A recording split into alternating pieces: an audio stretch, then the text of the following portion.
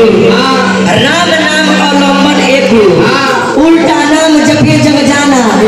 वाल्मीकि भय ब्रह्म समाना नाम जपत शिव अमर भयउ आ जन्म मरण के संशय कैसे भजन ये शरीर खातिर जरूरी है। हाँ जी कहे के बाद कहे के बाद मान की न चिंता अपमान की न चिंता चिंता जो दूसरों का रखता इंसान करता है प्यार उपकार इस संसार में शास्त्रों से संसार को कहता भगवान। कभी गुलाब समझ के बाड़ी हो लिखनी हो मान की न चिंता अपमान की न चिंता चिंता जो दूसरों का रखता इंसान है। मैंने दूसरा का चिंता को ये वाली इंसानियत हो कि अगला मैंने वो बेचारा इतना दुखित बा ऐसे हम दुखित बा इंसानियत हो करता है प्यार उपकार इस संसार में शास्त्र उसी संसार को कहता भगवान है। प्रेम बात दुनिया बा प्रेम से हरि के हराई आजीवन के सफल बनाई प्रेम से के हरौले रहे एक गाना के माध्यम से रवे समय के सुना बतानी भगवान भगत के दिल में बसे ले। एक बार नारद जी कहनी क्षीर सागर में जाके भगवान विष्णु से कि हे भगवान और उचित आस्थान कहाँ हो तो खुद अपना मुख से भगवान विष्णु भगवान कहले बानी कि नाहन तिष्ठामि बैकुंठे जोगी नाम हृदय नच मद भक्ता यत्र गायन्ति तत्र तिष्ठामि नारद। हे नारद हम हर प्राणी के हृदय में वास करिए हमार उचित निवास हुए जे दिल से हमरा के पुकारे ला अपने हृदय में वास करी। सही कहानी हमरा रहुआ हम में तुम में खड़क हम में घट घट व्यापे राम खोज दिया तो सब भगवान गाड़े अगर दिल से खोजी तो कौन कहता है भगवान खाते नहीं सौरी के तरह खिलाते नहीं तक कहे के बाद भगवान भगत के अरे बस में रही जे जो हमें बोला बोला आ गई भगवान भगत के बस में जे जो हमें बोला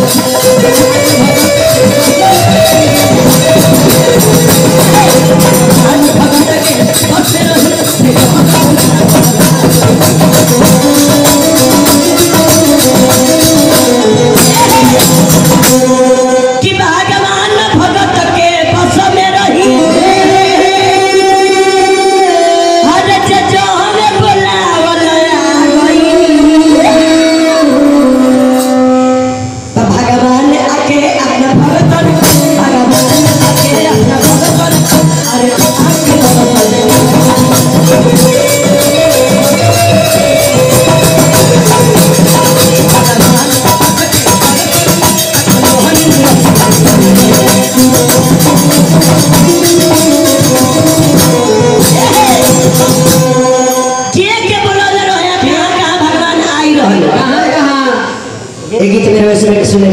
के मिले तो गजराज बोलवले पानी में अरे विदुर रानी बोलवली चुहानी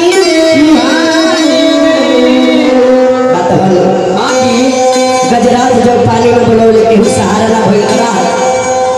ग्राह धोले रहे गजराज के भगवान कृष्ण के याद कैले बानी ग्रह याद कैले बानी भगवान कृष्ण आई बानी वो गजराज से उभरले बानी त गजराज बोलवले पानी विदुरा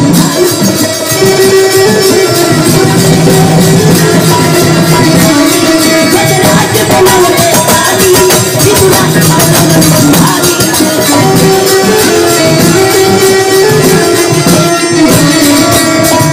विदुर जी के रानी चूल्हानी में बोलवली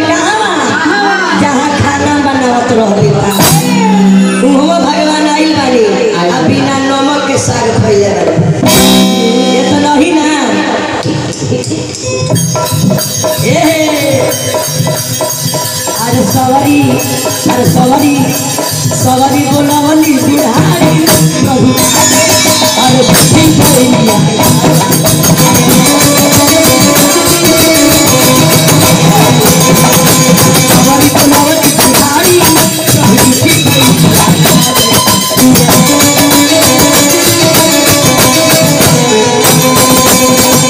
सवारी बोलवली बुढ़ारी में प्रभु झूठी बलिया खा गइल प्रेम रहे तबे नु काजी बहिर खइला में बड़ा गुण रहे बड़ा लंबा कहानी बा हां जी आ उहे जे ना खाई वो धोखा खाई ले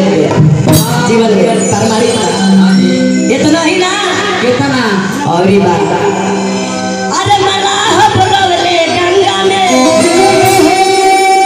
कि प्रहलाद बोलवले खंभा में ए बाबू अरे मलाह बोलवले गंगा में प्रहलाद बोलवले